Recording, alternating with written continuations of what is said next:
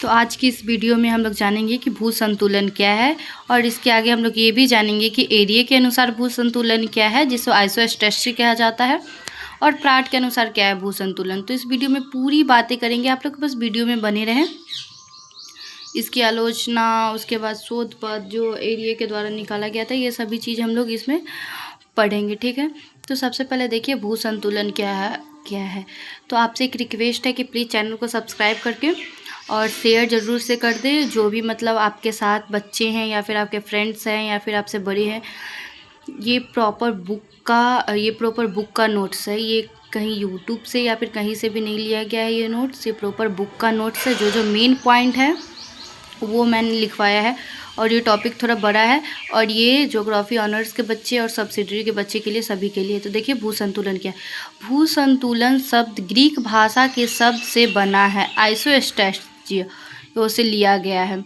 भू संतुलन को अंग्रेजी भाषा में आइसोस्टेट्स कहते हैं, जिसका जन्म ग्रीक भाषा या दूसरे शब्दों में कहा जाए तो आइसोस्टेट्स शब्द ग्रीक भाषा के शब्द आइसोस्टेट्सियोज से लिया गया है, जिसका शाब्दिक अर्थ संतुलन की स्थिति, अर्थात दूसरे शब्दों में कहा जाए तो सामान्य स्थिति, यानी कि बैलेंस स्थिति, यानी कि संतुलन की स्थिति को ही भू संतुलन कहा जाता है। मेनली इसमें समझना क्या है कि देखिए हमारे पृथ्वी है, पृथ्वी पर हमारे 7 बड़े प्लेट है और 20 छोटे छोटे प्लेट है, महाद्वीप है, महासागर, तो सबके बीच में संतुलन कैसे बना हुआ है। आखिर संतुलन बना हुआ है तभी तो नहीं महासागर जो है सो महाद्वीप पे नहीं आ पाती, और महाद्वीप जो है वो महासागर में नहीं जाके धंस जाती है।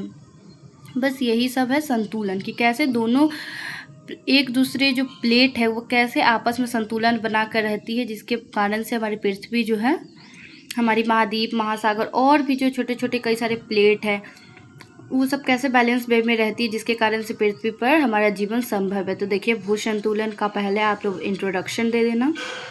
देखिए ये प्रॉपर बीए और इंटीग्रेटेड बीएड के बच्चों के लिए स्पेशल है, जिनका ज्योग्राफी ऑनर्स हो या सब्सिडरी, सबका सेम ही सिलेबस है। देखिए उसके बाद देखिए भू संतुलन से आशय परिभ्रमण करती हुई पृथ्वी के ऊपर उभरे हुए क्षेत्र जैसे पर्वत, पठार, मैदान, नीचे की स्थित क्षेत्र, सागर, झील और भौतिक एवं यांत्रिक स्थिरता से है।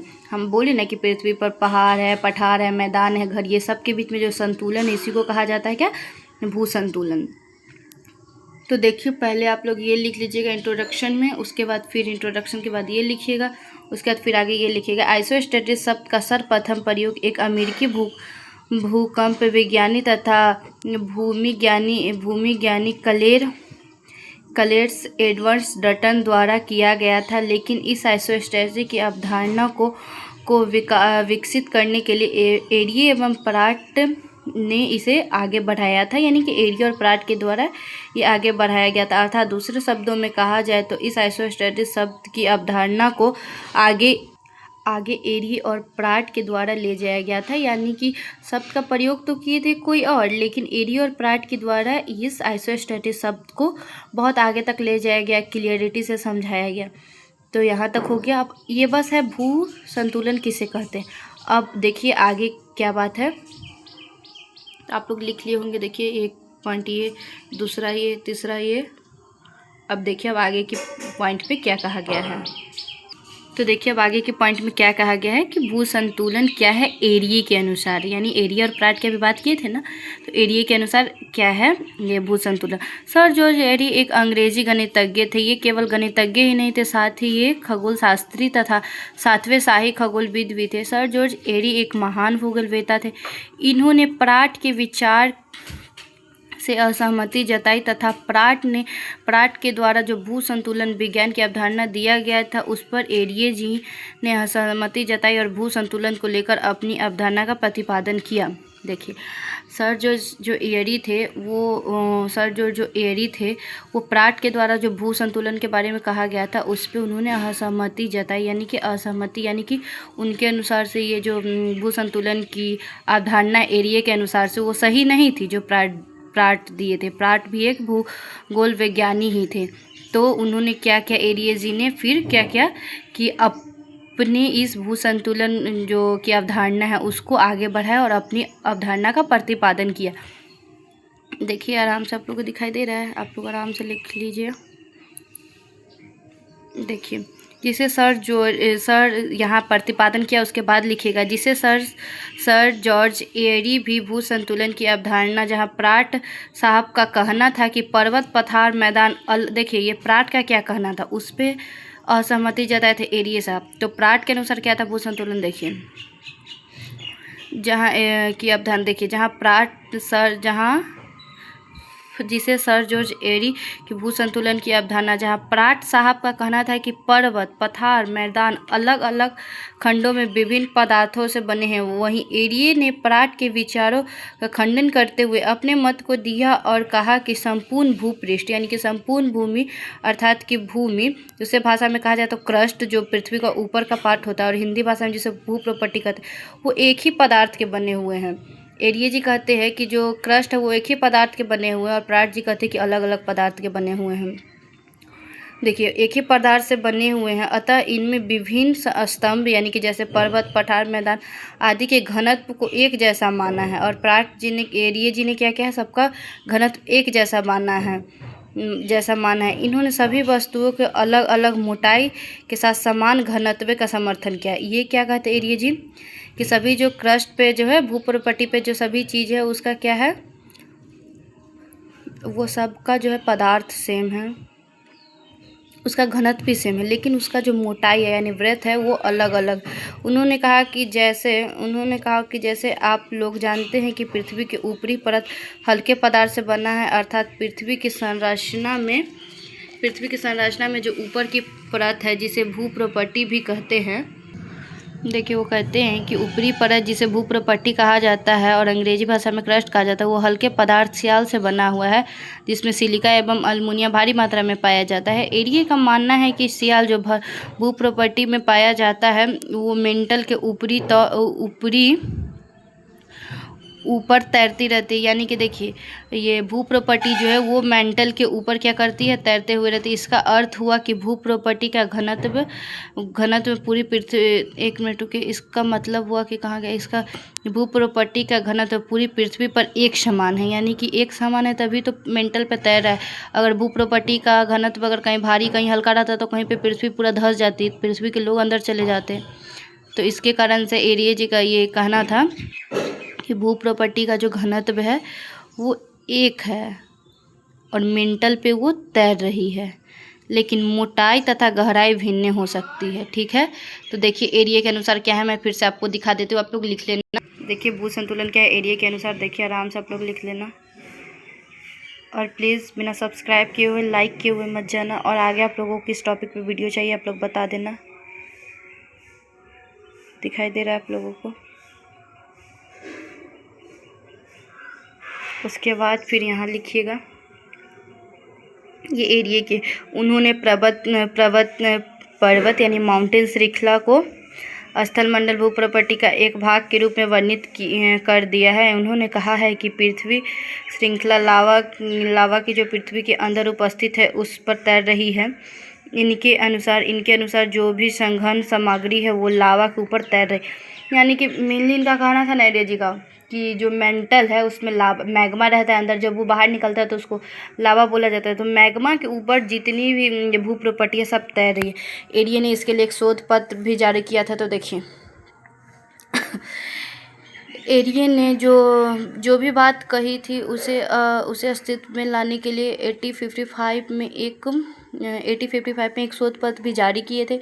उन्होंने इस बात में प्रस्तुत करते हुए कहा कि मुझे ऐसा प्रतीत होता है कि लावा पर भारी भूप्रॉपर्टी स्थिति की तुलना में जल की, देखिए एरिया जी ने शोध पत्र में क्या बताया कि मुझे लगता है कि लावा पर पड़ी हुई भूप्रॉपर्टी की स्थिति की तुलना में जल पर तैरती हुई लकड़ी एक बेरा की स्थिति की जा सकती है। उन्होंने फिर दूसरी तर्क को रखते हुए कहा, देखिए पहला तर्क में उन्होंने क्या बताया, उन्होंने कहा कि मुझे ऐसा प्रतीत होता है कि लावा पर पड़ी हुई भूप्रॉपर्टी की स्थिति की तुलना जल पर तैरती हुई लकड़ी से, यानी कि बताया कि भूप्रॉपर्टी जो है सो मेंटल के ऊपर ठीक उसी प्रकार तैरती है जिस प्रकार एक बाल्टी पानी के ऊपर हम लकड़ी रख देते, उसी प्रकार से मेंटल के ऊपर क्रस्ट तैरती है।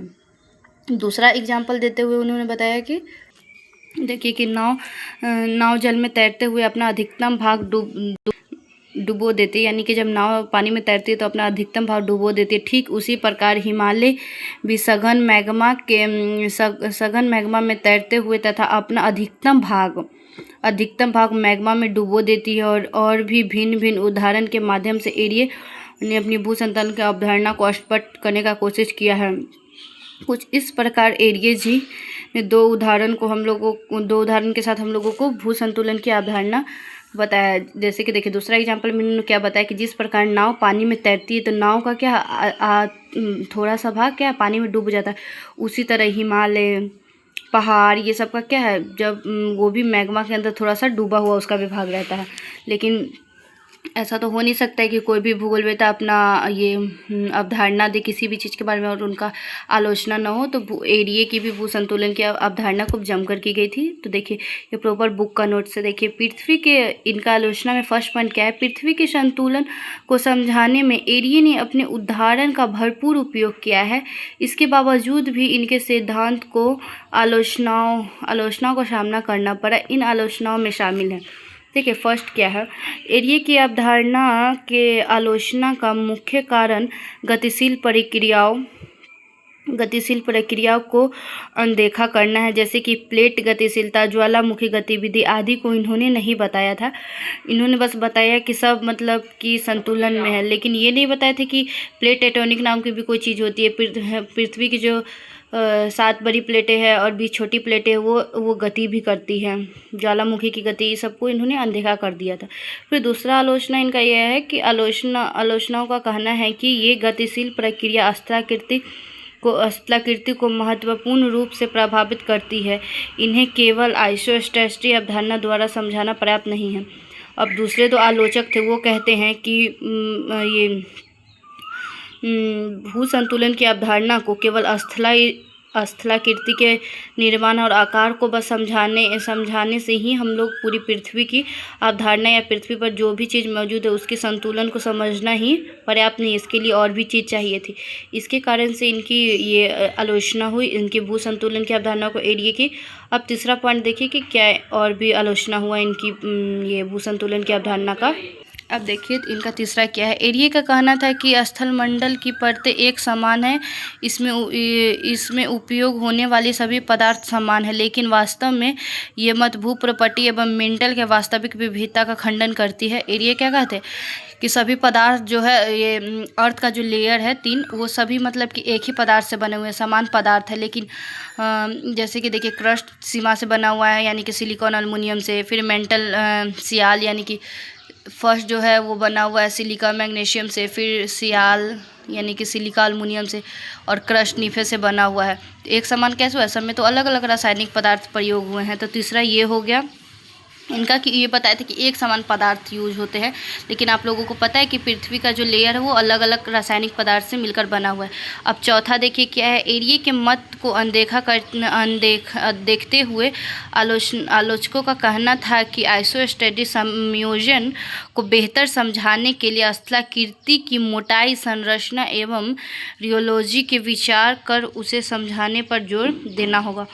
जैसे कि जो आलोचक थे वो एरिया को कहते हैं कि बस आप जो है पृथ्वी की बता दिए कि सेम पदार्थ का है और आगे इसके बारे में कुछ भी नहीं बताया, और बता दिए कि सबका मोटाई अलग अलग है। केवल यही सब बात बताने से हम लोग भूसंतुलन को नहीं समझ सकते, यानी आइसोस्टेटिक को नहीं समझ सकते। तो ये चौथा कारण हो गया एरिया की जो भूसंतुलन की अवधारणा थी उसका आलोचना, ये चौथा हो गया। पांचवा देखिए क्या है, एरिया का सिद्धांत मुख्य रूप से भार के प्रति था कि अगर पर्वत भूप्रपटी से जितना ऊपर उठा है उससे ज़्यादा वो भूप्रपटी के नीचे उपस्थित है। उनके सिद्धांत में 1 से रेशियो पर केंद्रित था, पर पृथ्वी की संरचना के मुख्य भूमिका निभाने वाले मेंटल के बारे में उन्होंने कुछ नहीं कहा। यानी कि एरिया जो है बस क्रस्ट के बारे में ही अपना एक्सप्लेनेशन दिए थे, मेंटल के बारे में उन्होंने कुछ नहीं कहा था। इनके कारण से एरिया की जो भूसंतुलन की अवधारणा था उसको हेट मिली, यानी आलोचना का सामना करना पड़ा। तो मैं आप लोगों को फिर से दिखा दे रही हूँ कि कहाँ पे है। देखिए तो आप लोग कहाँ से लिखिएगा, पहले भूसंतुलन क्या है यहाँ से, और प्लीज़ बिना सब्सक्राइब के मत जाना और लाइक एंड कमेंट जरूर कर देना। देखो भू संतुलन क्या है, उसके बाद ये लिखना, उसके बाद ये, फिर देखिए एरिया के अनुसार भू संतुलन की अवधारणा क्या है। देखिए एरिया के अनुसार भू संतुलन की अवधारणा,